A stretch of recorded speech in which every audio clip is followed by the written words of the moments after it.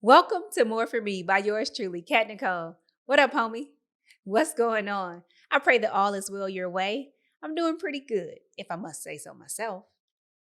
This is our first spring in California. It is starting to mimic the Texas springs that we used to experience. Um, I called them fake springs because sometimes they were 1 to 2 weeks in length, and then we rolled right into summer, and you just start tanning right away.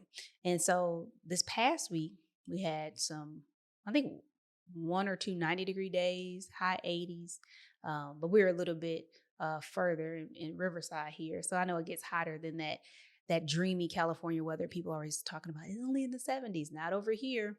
So we had a fake spring. I'm hoping that my allergies don't mess up like they used to in Texas, though. So we're going to see.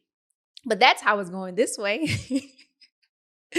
Welcome, welcome, welcome to all those returning. Hopefully by now you've made a choice, made the decision to join the homieship.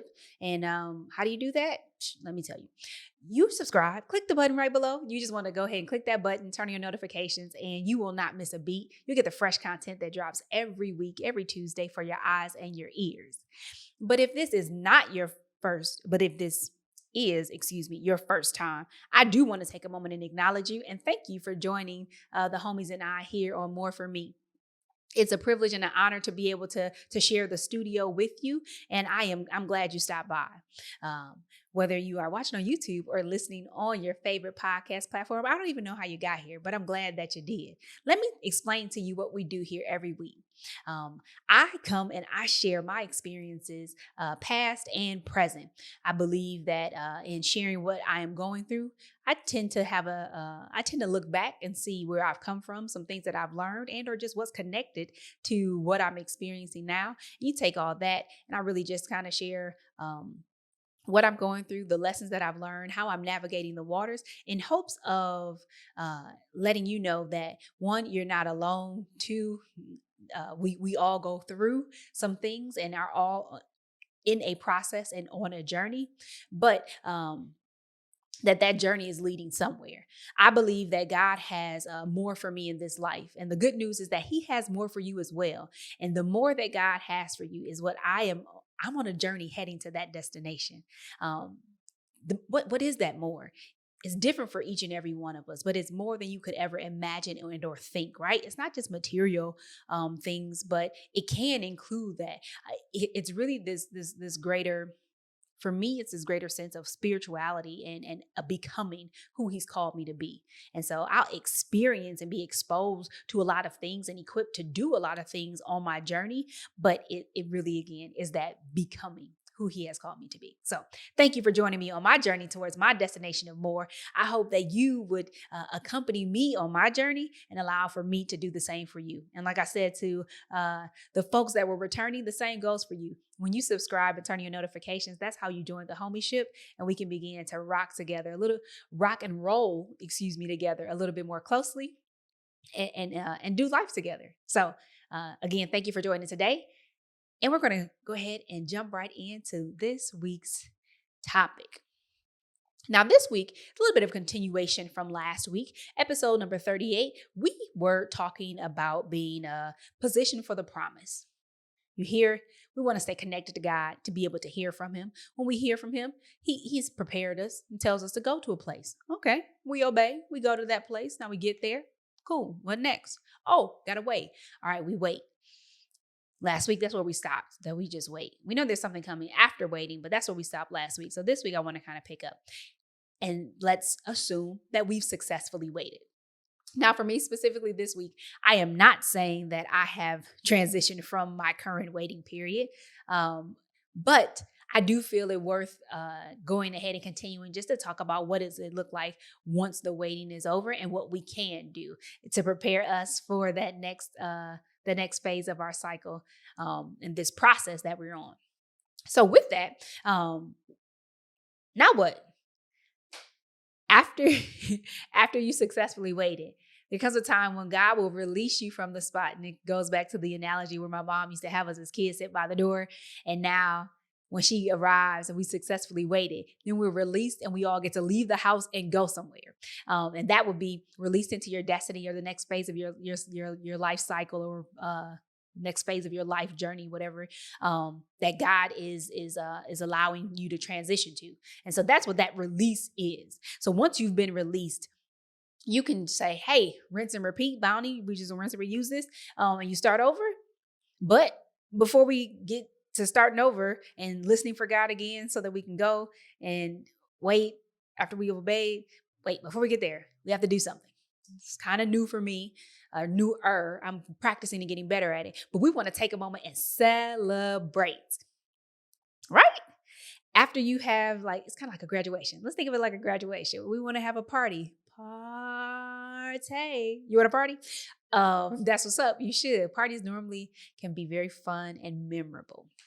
So we want to make sure that we celebrate. It gives us an opportunity to acknowledge what just happened. Like, why is there a graduation ceremony? So you can acknowledge the graduates, the work that they put in, like all the hard work, the effort, and that is paid off. And now this is the moment. So that's why we're celebrating. We've reached a moment, and we don't want to downplay it. We want to make sure we give it its just due. Because when we celebrate our wins, that's when we really celebrate God, right? All good things come from God. So this really technically isn't about us. The benefits we get are kind of like secondary, if you will. It's really honoring God, giving him praise, thanking him, acknowledging that, man, God, you allowed for this to happen. You used me in this way, that I've grown in these ways. And I just thank you for keeping me through this season. So all these things, but that you find, whether you're singing it, singing praises to him, you're telling other people, sharing your testimony, but that you literally take the time to acknowledge what has just happened. You don't want to push past it, but take time to, I would even say, memorialize the event, the moment.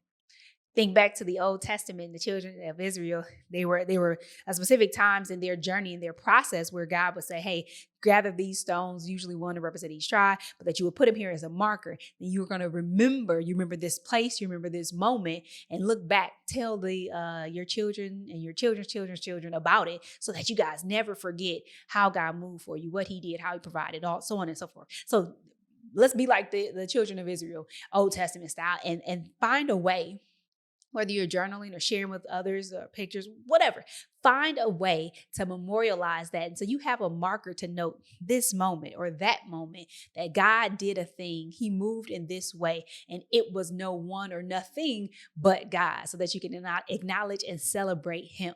And even give yourself a little pat on the back, because you did have to hang in there in order to make it to this point of release.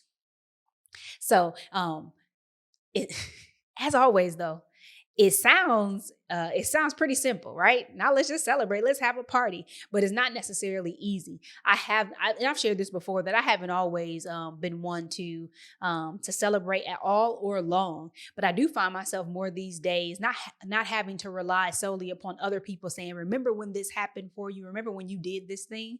But that I myself am taking the time to even look back a few months ago and acknowledge the growth and the progress that I've made, even though I may be literally in the middle of a struggle.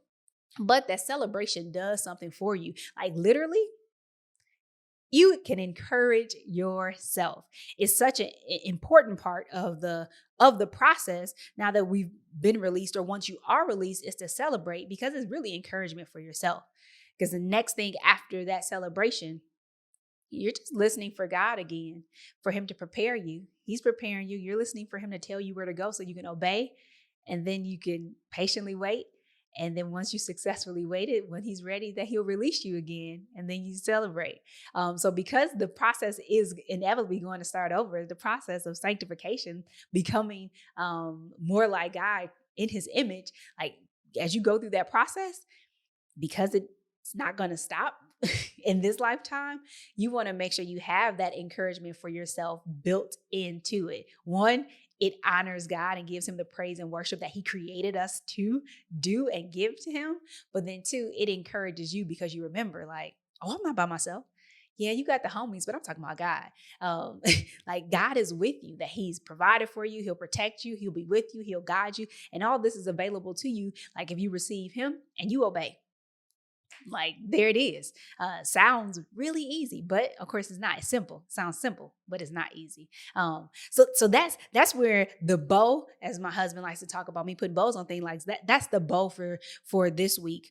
That we're putting on last week's episode. That once we've heard God, He's prepared us. He sends us. We obey. We successfully wait, and then He releases us. Now what? Then we celebrate. We honor Him, we praise Him, and that will serve as help for us in the future. You store up some credit so that you can be encouraged when you move on to that next phase in your journey and in your process to becoming a better version of yourself as you head towards the destination of more that God has for you. I hope that is kind of like a cherry on top, if you will, right? Sometimes you hear something, you're like, you want me to. Somebody told my husband and I yesterday, like, hey, the next call, just set aside 4 hours. We're like, psh, no, thank you. Click, we're done. Of course, we said bye, but like, we can stop this conversation. Like, you want me to do what for 4 hours? So hopefully this cherry on top is not like that long call somebody tried to rope a dope into talking to them for 4 hours. Don't have it in me.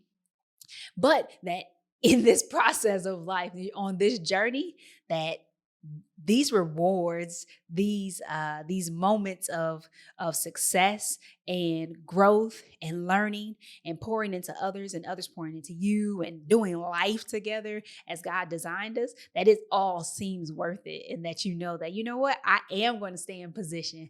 And so that I can be released into that next phase and continue to grow. Because as I grow and become stronger spiritually and more connected and in tune with God, then I can be used even more to help advance the kingdom. And that's what it's about. You feel me? I hope so. That's it for this week, guys. We were positioned for the promise, and now we got released to it. So we take a moment to celebrate, acknowledge God, who He is, and what He has done in and through us, giving Him praise, honor, and glory for what we just experienced, and thanking Him for the opportunity to be used by Him and to be kept. So until next week, I'll see you here. Same time, same mode, same place. Remember, God has more for me. God has more for you. Now let's get it. Take care.